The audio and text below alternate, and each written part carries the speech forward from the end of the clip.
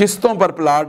جو آج کل خریدے بیچے جاتے ہیں اس کے بارے میں بہت سارے حضرات کو مشکل پیش آتی ہے کہ اس کی زکوٰۃ کیسے دی جائے۔ تو یاد رکھیے کہ کسی جگہ پر بھی پلاٹ لیا، قسطوں پر لیا، تو اس کی ترتیب عموماً یہ ہوتی ہے، فرض کریں کہ ایک پلاٹ کی کل قیمت 50 لاکھ روپے ہے، اس کی 5 لاکھ روپے ڈاؤن پیمنٹ جمع کروائی اور 5 لاکھ روپیہ اس پر قسطیں جمع کروائیں، تو پلاٹ تو 50 لاکھ کا ہے، لیکن 5 لاکھ ڈاؤن پیمنٹ اور 5 لاکھ قسطیں ملا کر 10 لاکھ روپیہ اس پلاٹ میں جمع کروا دیا۔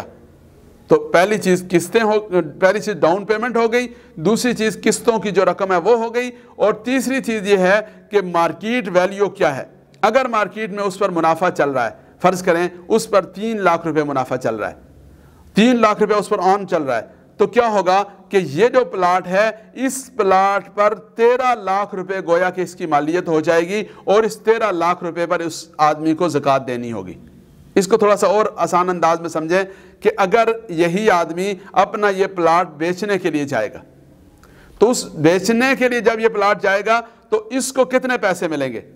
فرض کریں کہ اس نے 10 لاکھ روپے اس میں لگائے، ڈاؤن پیمنٹ دی، اس نے قسطیں دی، لیکن پلاٹ مائنس میں چل رہا ہے، وہ 10 لاکھ کا رہا ہی نہیں ہے، وہ 7 لاکھ کا ہو گیا، وہ 5 لاکھ کا ہو گیا، جتنے کا بھی ہو گیا، اس وقت کی اس کی جو مارکیٹ ویلیو ہے اس ویلیو کے اوپر زکوٰۃ آئے گی۔ اور اگر وہ 10 لاکھ سے اس کی مالیت بڑھ جاتی ہے، اس کا منافع چل رہا ہے، 3 لاکھ منافع ہے، 5 لاکھ منافع ہے، جتنا منافع بھی ہے اس کو سامنے رکھتے ہوئے اس وقت اگر یہ آدمی اپنا یہ پلاٹ سیل آؤٹ کرے تو اس پر جتنی رقم اسے ملے گی اتنی رقم وہ شامل کرے گا اپنے زکوٰۃ کے گوشوارے میں، اپنے زکوٰۃ کے حسابات میں، اور جتنی رقم کا وہ مالک ہے اس پر زکوٰۃ دے دے گا۔ باقی جو رقم ہے جو اس کے ذمہ واجب الادا ہے اس کا اعتبار نہیں ہے، یا اس کی کل قیمت کا اعتبار نہیں ہے، جو اس وقت اس کی مارکیٹ ویلیو ہے اس کو مد نظر رکھ کر زکوٰۃ دی جائے گی۔